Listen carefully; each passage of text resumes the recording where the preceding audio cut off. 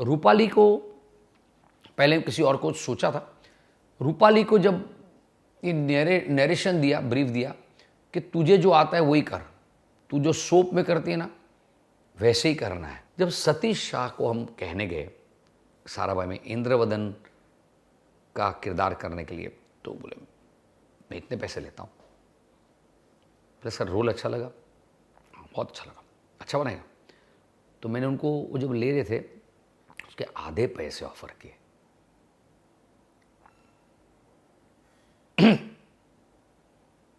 Emotional कर देती सी बातें। इसीलिए जब दूसरी बार लेकर आए तो जो एक्सपेक्टेशन इतने ज़्यादा थे कि दूसरी बार हमको पता था कि कुछ भी कर लो आप, वो एक्सपेक्टेशन से मैच करना थोड़ा दिक्कत होगी ही होगी। और अब हम लाएंगे जब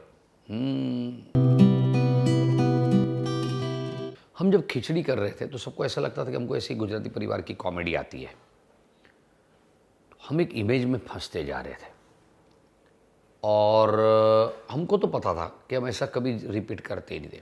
हमको दूसरी चैनल पे बुलाते भी थे और कहते थे कि ये खिचड़ी जैसा कुछ बना के दो ना, तो हम कहते थे खिचड़ी जैसा तो ऑलरेडी है, वो बनाने का क्या फ़ायदा। उन दिनों के सीरीज़ बहुत चलती थी, अगर आप देखो तो सिमिलर कंटेंट भी रहता था। काफ़ी वहाँ पे ट्रैक्स के घर का ड्रामा बहुत दिखाते थे। तो हमको लेकिन ऐसा था कि वो नहीं करना चाहते, वो बहुत अच्छे से करते थे। हमको एक्सट्रीमली कुछ अलग करना था, एक्सट्रीमली डिफरेंट। तो होते होते सोचते सोचते हमें एक स्टार वन से ऑफर आई कि हम बहुत ही प्रीमियम प्रोडक्ट करना चाहते हैं। तो हाँ, ये मौका है। और अगर ये बोरीवली में रहता परिवार है तो हमने सीधा टाउन पकड़ा मुंबई का, और एकदम हाई प्रोफाइल फैमिली को लेकर हमने ये शो बनाया साराभाई से साराभाई। जो लोगों को टीवी ऑडियंस के लिए पहले उनको भी ऐसा था कि अच्छा ऐसा मिडिल क्लास की ऐसी बैंड बजाने वाली एक औरत है माया, और उसका ऐसा ही मिस्चीवियस बच्चे जैसा हस्बैंड है इंद्रवदन, उनके ऐसे बेटे हैं जो किरदार में, एक साहिल है जो डॉक्टर है, और दूसरा रोसेस जिसको बाप बहुत चिढ़ाता है। वो साहिल की शादी हुई एक मिडिल क्लास औरत से, पंजाबी मोनिशा। और ये मिडिल क्लास और अपर क्लास का कॉन्फ्लिक्ट का जो कोर था, बाप और बेटे के कॉन्फ्लिक्ट का जो कोर था, जिसको वर्सेस कहते हैं, साराभाई वर्सेस साराभाई। तो वो एक दूसरे के इंटरपर्सनल कॉन्फ्लिक्ट पे बना हुआ शो बहुत अच्छे से। हमको पहले पता नहीं था कि ये शो इतने सालों तक हमारी ज़िंदगी से जुड़ जाएगा। आपको जानकर हैरानी होगी, आप देखेंगे तो हमने वो बहुत अपने ज़माने से बहुत आगे था वो शो। तो उसकी प्रोडक्शन डिज़ाइन, उसके सेट्स, उसके कॉस्ट्यूम्स, उसकी कास्टिंग देखिए, रत्ना जी वो सारे नंबर 1 चॉइस पे थे। रत्ना जी, सतीश जी, राजेश को हमने बोला था कि तू इसकी रिहर्सल कर, ऐसा ऐसा किरदार। और one fine day Rajesh Kumar called Atish, और वो रोसेस की आवाज़ में बोला, एंड आतिश वॉज सरप्राइज।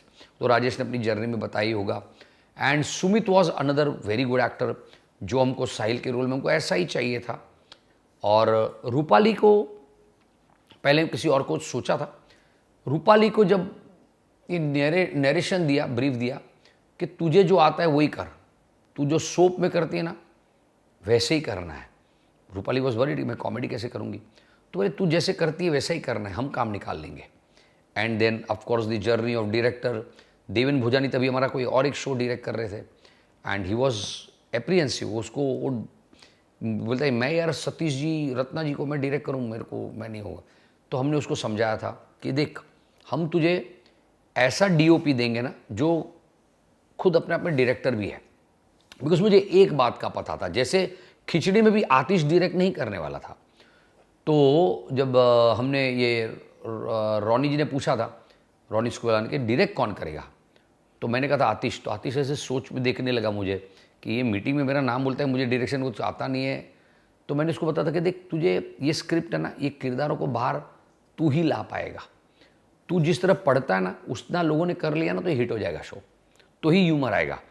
तो टेक्निकली तू ज़्यादा सोच मत, हम एक डीओपी लाएंगे, वो डायरेक्टर होगा, वो टेक्निकली सब संभालेगा।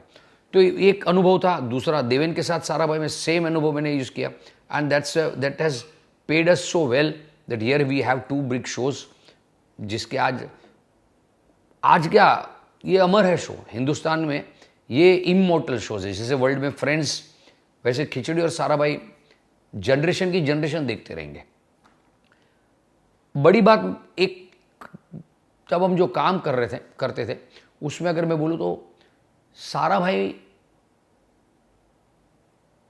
इतना अच्छा शो, इतना सक्सेसफुल, पर हमने पैसे नहीं बनाए, हमने इतने पैसे लगाए और बस उस शो की क्वालिटी पे ध्यान दिया था।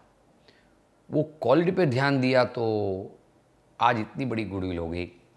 तो हमेशा पैसा तो सबकी ज़रूरत होता है और काम के लिए पैसा तो लगता ही है, पर क्वालिटी में कॉम्प्रोमाइज़ कभी नहीं करना चाहिए। और बेस्ट काम करने की जो एक सिर्फ ख्वाहिश नहीं, पर एक जो फायर होता है अंदर से, उसको कभी मरने नहीं देना चाहिए। उसको ज़िंदा रखोगे तो आपका काम आपके बाद भी ज़िंदा रहेगा। वही सारा भाई के साथ हमने किया।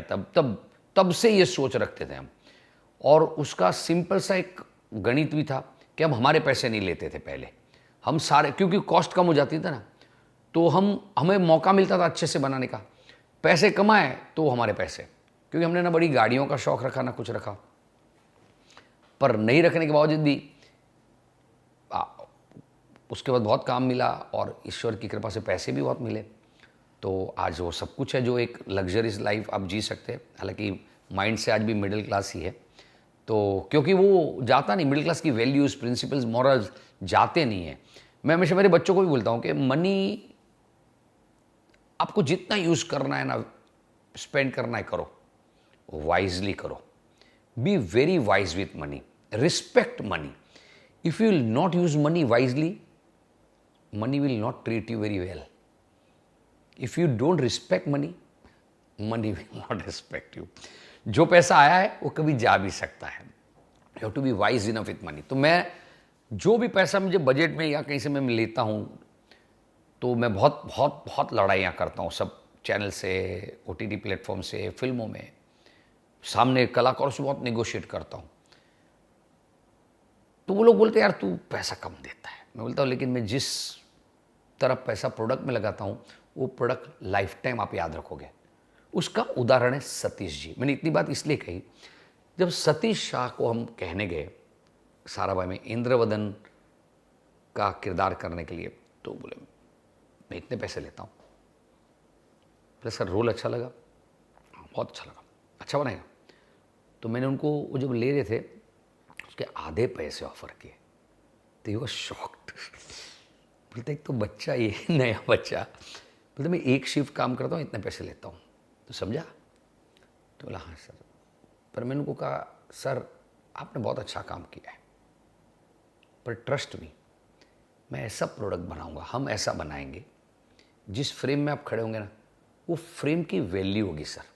आप आज क्या करते हो, बहुत अच्छा काम करते हो, पर आप पे ही नज़र जाती है, आगे पीछे तो कुछ होता नहीं ज़्यादा। तो we will make a show which will give you that platform, जो आपको, गुजराती में बहुत अच्छा शब्द है कि तमने छाजे हो, विच कॉम्प्लीमेंट्स यू, वैसा सेटअप होगा। तो ये मेरे को ऐसे देखते रहे कि इतने कॉन्फिडेंस से बोल रहा है, एक पैसा नहीं हिल रहा है।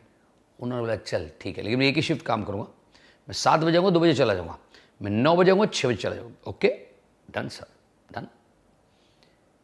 बहुत बार ऐसा हुआ, उनको इतना मज़ा आने लगा, इतना मज़ा आने लगा, तो 9 से 6 की शिफ्ट के बाद मुझे बोलते थे कि जो मैं जाना नहीं चाहता हूँ, मेरे से काम मत करवाना, मैं बैठना चाहता हूँ या आनंद लेना चाहता हूँ।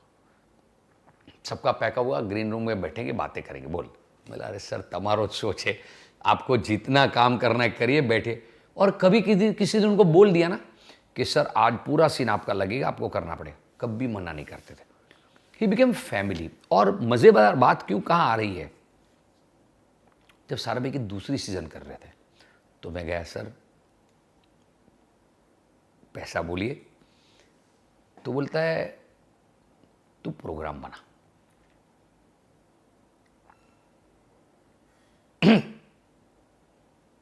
इमोशनल कर देती सी बातें। तू प्रोग्राम बना, तेरा तेरा प्रोग्राम बन जाना, तब पैसे लेकर आ, अब तब बात करेंगे पैसे की। तो बोला सर बजट डिसेंट है। नहीं, तू पहले दिल से देख, बहुत अच्छा बनाना। ठीक है सर। तो सारा भाई में एक सतीश जी ऐसे थे, सीजन 2 में उन्होंने मुझसे ये पैसा लूंगा, कुछ नहीं। जब मैंने प्रोग्राम बनाया, बहुत अच्छे से बना, मैं चेक बुक लेकर गया। तो कैसा रहा, कैसा गया तेरा? बोला बहुत अच्छा गया। तो इतना पैसा लूंगा। बोला सर ये चेक, ये मैटर एंड्स। तो बात क्या है ना, ये बात मैं आज इसलिए कर रहा हूं क्योंकि मुझे मालूम है बहुत सारे यंग बडिंग क्रिएटिव पीपल ये देखेंगे, मेकर्स देखेंगे। जब भी बात मैं ये कह रहा हूं मैंने ऐसा किया, तो मैंने नहीं, उस सुर में कुछ चीजें, कुछ कहानियां मेरी होती है, कुछ आतिश की है, तो ये हमारी है जोड़कर। हम आपको ये कहना चाहते हैं कि पैशन से काम करोगे ना, अच्छा काम, सिर्फ ये इरादा रखोगे ना, तो ये काम है ना आपको बहुत आगे ले जाएगा। पैसा सच में उसका एक अजीब किरदार होता है, वो आज है कल नहीं रहेगा। ये हमारे बुजुर्ग, हमारे पुरखों ने बहुत सही कहा है। मैंने एक दो जगह बात करी भी है जो बहुत वायरल भी हो रही है कि पैसा ना आप कितना भी कमा लो, इस्तेमाल अपनी तकदीर में ना उतना ही कर पाओगे। मैंने बहुत लोग देखे हैं जिन्होंने लाखों करोड़ों रुपए कमाए, उसके लिए अपनी जिंदगी का पूरा वक्त लगा दिया, और फिर वही पैसा बैंक अकाउंट में छोड़ के चले गए, और वो पैसा किसी और ने इस्तेमाल किया। कमाता कौन है और इस्तेमाल कौन करता है, उसमें बहुत फर्क होता है।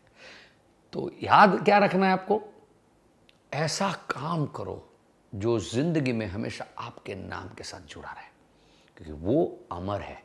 तो हमने हमेशा वैसा काम किया। ऐसा नहीं हमारे सारा काम बहुत अच्छा ही गया है, अच्छा हुआ, पर कोशिश हमारी हमेशा रही। तो सारा भाई तो, बाकी तो रेस्ट इज हिस्ट्री।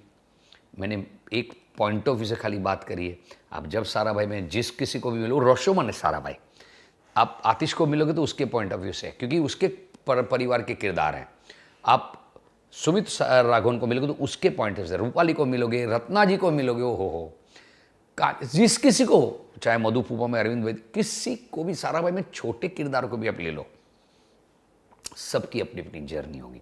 इसलिए मैंने इस जर्नी को अपने पीओवी से किया, ताकि जब कभी आपको मौका मिले किसी और सारा भाई के किरदार से बात करने का, तो आपको एक अलग किस्म से, बिकॉज सारा भाई सिर्फ मेरा, हमारा या हमारी टीम का नहीं है। मैं सारा भाई के लिए हमेशा कहता हूँ ये हर उस शख्स का है जिसने सारा भाई को, आज जो सारा भाई है, वो बनाने में अपना योगदान दिया है। क्यों? पहली सीजन जब सारा भाई की आई तो इतना सक्सेसफुल नहीं था, लोगों को ये ह्यूमर पल्ले पड़ते पड़ते बहुत वक्त लग गया, और वीकली था, और उन दिनों लोगों को सोप देखने की आदत हो गई थी।